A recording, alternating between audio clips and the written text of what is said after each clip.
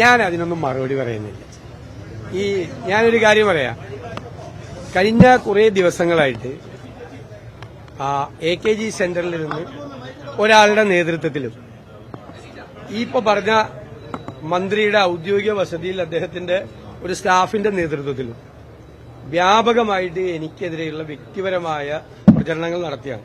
ഞാൻ ഡൽഹിയിൽ ചെന്നപ്പോൾ ഒരു മാധ്യമപ്രവർത്തകൻ, സീനിയർ മാധ്യമപ്രവർത്തകൻ എന്നോട് പറഞ്ഞു, താങ്കളാണല്ലോ സോഷ്യൽ മീഡിയയിൽ ഏറ്റവും കൂടുതൽ പ്രസൻസ് എന്ന് പറഞ്ഞു. ഞാൻ പറഞ്ഞു, ഞങ്ങൾ ചെയ്യുന്നതല്ല, നമ്മുടെ ശത്രുക്കൾ നമുക്ക് പ്രസൻസ് ഉണ്ടാക്കി തരുന്നതാണ്. ഏറ്റവും കൂടുതൽ ഡെയിലി ഒരു 20 കാർഡ് AKG സെന്ററിൽ നിന്നും ഒരു 10 കാർഡ് ഈ മന്ത്രിയുടെ അടുത്തും വരുവാണ്. എന്നെ ഇങ്ങനെ സഹായിക്കല്ലേ എന്നാണ് എന്റെ വിനയപൂർവ്വമായ അഭ്യർത്ഥന.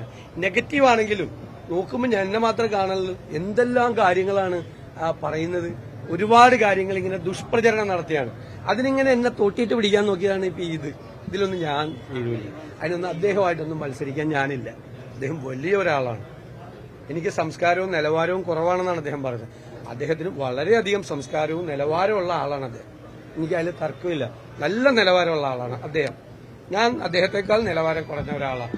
തർക്കമില്ലല്ലോ. അപ്പോ ഞാൻ നിലവാരം കുറഞ്ഞ ആളാണെന്ന് പറഞ്ഞിട്ട് എന്നെ വെല്ലുവിളിക്കല്ലേ. ഞാൻ നിലവാരം കുറഞ്ഞ ഒരാളാണ്. അദ്ദേഹത്തെക്കാൾ നിലവാരം കുറഞ്ഞ ഒരാളാണ്. അദ്ദേഹത്തിന് എന്നേക്കാൾ നിലവാരവും എന്നേക്കാൾ സംസ്കാരമുള്ള ഒരാളാണ്. ഞാൻ തർക്കിക്കാനും വഴക്കിടാനും ഇല്ല. കാരണം പൊളിറ്റിക്കൽ നറേറ്റീവ്സ് ഉണ്ട് ഈ തെരഞ്ഞെടുപ്പ്. അത് LDFന്റെ ചങ്ക് തുളച്ചു പോകുന്ന പൊളിറ്റിക്കൽ നറേറ്റീവ്സ് ഉണ്ട്. ആ സബ്ജക്റ്റിൽ നിന്ന് ഒരാളും വഴിതെറ്റിച്ചു കൊണ്ടുപോകാൻ നോക്കണ്ട. ആ സബ്ജക്ട് വന്നുകൊണ്ടിരിക്കുകയാണ്.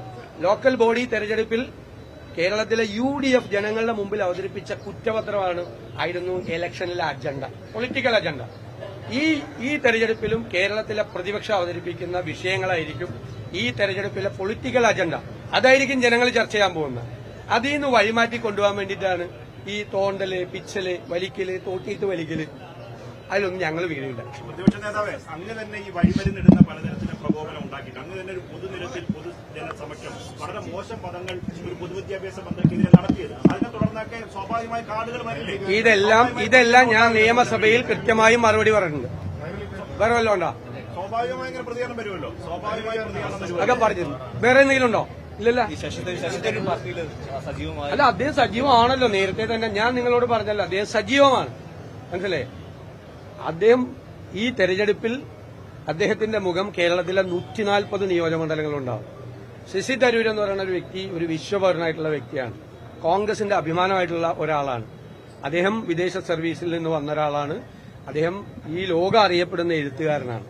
അദ്ദേഹത്തെ ഇഷ്ടപ്പെടുന്ന ഒരു വലിയൊരു സമൂഹം കേരളത്തിലെ ജനങ്ങളുടെ ഇടയിലുണ്ട്. അവരുടെ ഇടയിലേക്ക് അദ്ദേഹം വരികയാണ് ഈ തെരഞ്ഞെടുപ്പിൽ UDFനെ പിന്തുണയുമായിട്ട്. ബാക്കി ഞാൻ നിങ്ങളെന്ന് പറഞ്ഞപ്പോൾ ഞാൻ പറഞ്ഞില്ലേ, അതെല്ലാം തെറ്റായ വാർത്തകളാണ്, അടിസ്ഥാനമില്ലാത്ത വാർത്തകളാണ്, വെറുതെ LDF ക്യാമ്പിൽ നിന്ന് പ്രചരിപ്പിച്ച വാർത്തകളാണ്. ആ വാർത്തയ്ക്കൊന്നും അടിസ്ഥാനമില്ല. അദ്ദേഹം UDFനെ 100 സീറ്റിലധികം വാങ്ങി തിരിച്ചുകൊണ്ടുവരാൻ വേണ്ടിയുള്ള ഞങ്ങളുടെ പോരാട്ടത്തിന്റെ മുൻനിരയിൽ ഞങ്ങളുടെ അഭിമാനമായ ശശി തരൂരുണ്ടാവും.